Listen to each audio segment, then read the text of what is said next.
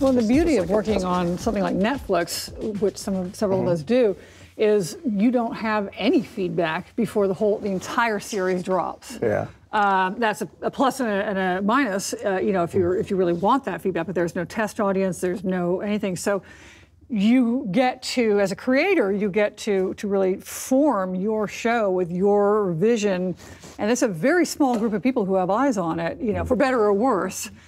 So you know, whether it succeeds or fails, it's all on you. There's not like a whole lot of that. But haven't you felt kind of what Jonathan's saying? I know when we've gone in to break season 2 and then 3, we get so much feedback. All of us, and Stranger Things, because I think so much of the audience is young and very much living and vocal on social media. That balance between like take it in and then, but once you go into the room and you're breaking your next season, don't you find you have to do that magic trick of having taken it in, but now being myopic and a little bit deaf to it and just listening to the quieter inner voices that brought you to the party in the first place? Oh, absolutely. And with Jessica Jones in our first season, it shocked us all how well it was received, and it got itself a little Peabody, which we were happy about. But then you go back into the room after that. That's your first season. I was fucking terrified. Yeah. I mean, just terrified. Just staring at, oh my God, what do I do now? And you know, so the bar is so freaking high over here. We just go, okay, we're not even looking at that bar. We're just going to do something entirely different. They will lump me in with that maniac, and they will start pinning every unsolved crime on me because that's what they do. Not that you have a chip on your shoulder. Just fix this! Don't snap at me. You're the one that sent Price after me in the first place, so stop dicking around. You are far from my biggest concern at the moment. Oh, what? So now I'm on my own? Only if you keep alienating everyone around you. If you could tell me about a time when you really had to fight for something for one of your projects, when you really had to go to bat to make something happen that you wanted. Season 2 of Jessica Jones, there's a flashback episode number 7, and we get to see one of the characters as she was transitioning from child star to adult go through her pop princess moment. And we shot a music video, which I was like, I have to be there for the shooting of that music video.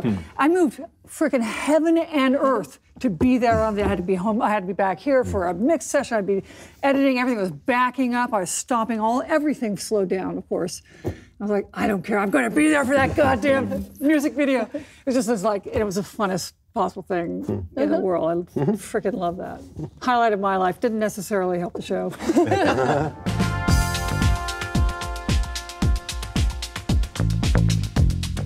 Well, at the Oscars, Frances McDormand brought up the idea of inclusion riders. Is that something you think would be actually possible at any of your companies or any of your shows? Or something actually in writing about having more diverse? No, I personally, I wouldn't put it in writing because I've been doing it so long that, you know, it's like almost to me it would be an insult for me to have to write something down.